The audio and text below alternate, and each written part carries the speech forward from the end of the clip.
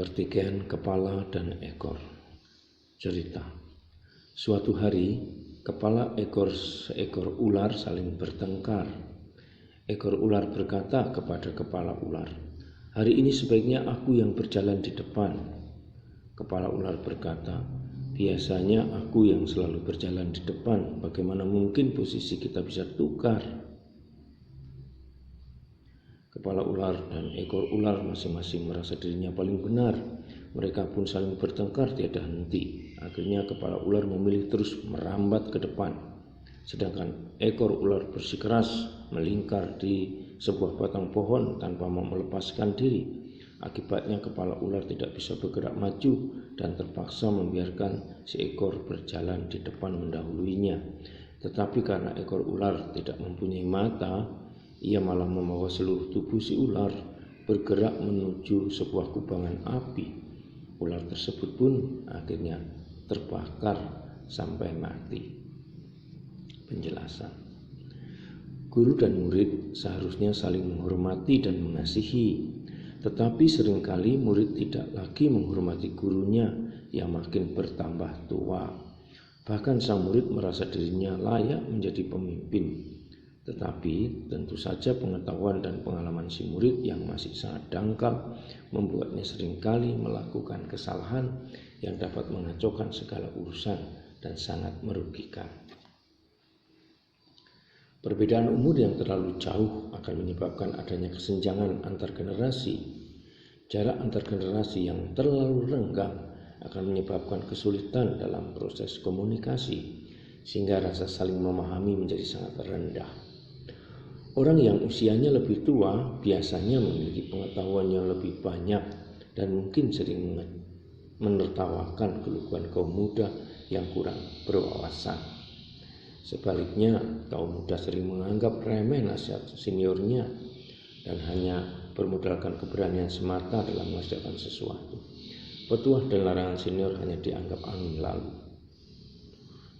Sebenarnya, jika dilihat secara objektif, baik kaum tua maupun muda memiliki kelebihan dan kelemahannya masing-masing. Karena itu tidak boleh saling menghina atau meremehkan. Yang harus dilakukan kedua kaum ini adalah saling melengkapi satu sama lain. Jika bagian-bagian tertentu dari suatu tubuh saling menonjolkan kemampuannya sendiri dan bukan saling melengkapi, maka seluruh tubuh akan mengalami kehancuran total. Kaum muda dan tua juga merupakan bagian penting dari satu kesatuan tubuh, yaitu masyarakat. Jika masing-masing pihak dapat mengatasi perbedaan yang ada, kehidupan bermasyarakat akan damai, tentram, dan jauh dari kekacauan. Kerukunan adalah suatu kondisi yang selalu dicari manusia sejak zaman dahulu. Pada kenyataannya, nenek moyang kita sejak awal sudah menetapkan suatu aturan dalam hubungan antara generasi tua dan muda. Aturan tersebut berbunyi, menghormati yang tua dan mengasihi yang muda. Itulah pelajaran tentang moral kebijakan yang paling awal kita dapatkan dari nenek moyang kita.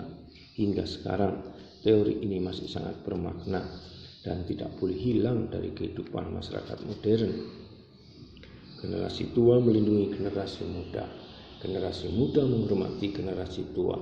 Dalam kondisi saling menghormati, komunikasi antar sesama manusia akan berjalan mulus, sehingga sikap saling memahami dapat terpupuk dengan baik.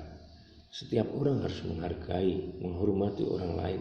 Setiap orang juga berhak mendapatkan rasa hormat dari orang lain. Asalkan kita bisa mempertahankan sikap saling menghormati, pertentangan dan perselisihan dalam kehidupan bermasyarakat akan dapat ditekan.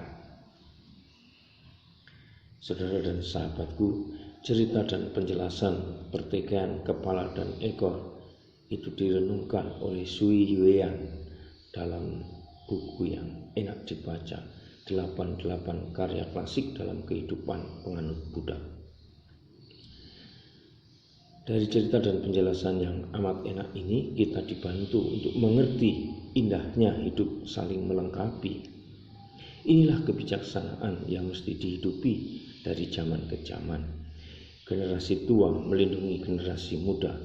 generasi muda menghormati generasi tua.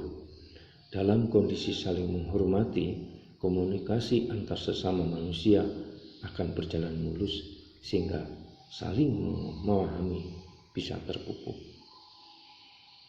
Saudara dan sahabatku, semoga cerita singkat dan penjelasan ini menginspirasi saudara, sahabat semua dalam hidup agar menjadi lebih baik. Salam, Tuhan mencintai kita semua dengan hati yang berkobar.